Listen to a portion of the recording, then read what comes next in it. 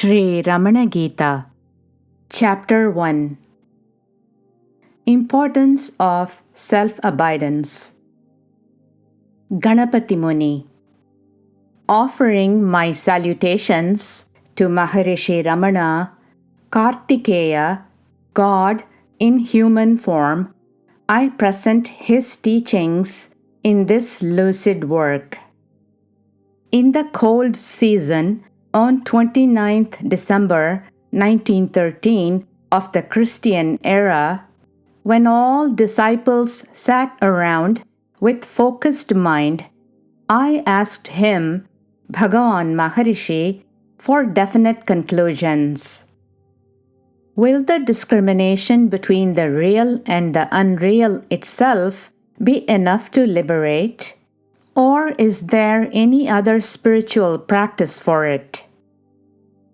For seekers of truth, is the critical study of the scriptures alone enough for liberation? Or is spiritual practice in accordance with Guru's guidance also necessary? How does a person of steady knowledge know that he is one such? Is it because of the awareness of the fullness of his knowledge?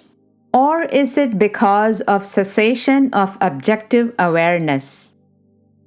By what hallmark do the learned recognize the knower?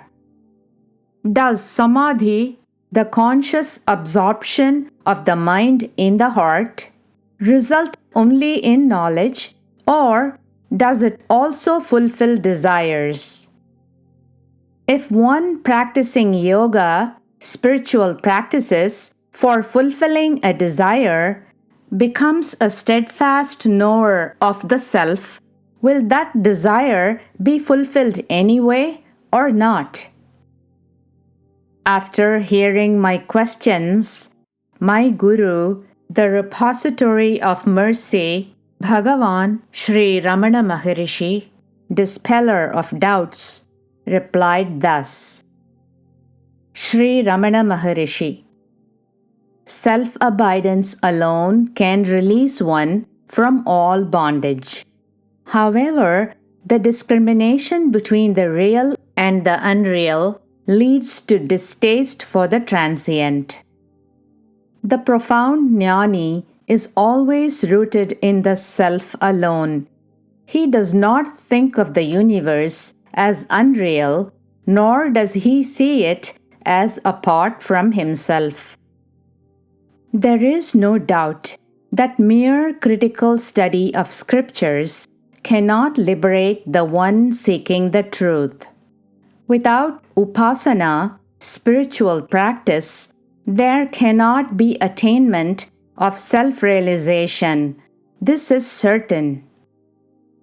Experience of the natural state during spiritual practice is called upasana, worship or spiritual practice. When that itself is unwaveringly attained, it is called knowledge.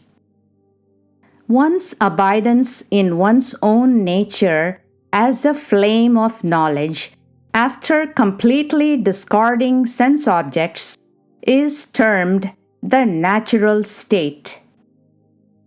In the firm natural state, through the silence of the mind that is free of all tendencies, the knower knows himself as such, without any doubt. Let one know that he is the knower by his hallmark of equality for all creation. Even though the practice of absorption of the mind in the heart is begun for fulfilling a desire, along with the absorption of the mind, that desire will also certainly be fruitful. While practicing yoga, spiritual practices, with a desire, if one becomes a person of steady wisdom, even though the desire is fulfilled, there would be no elation.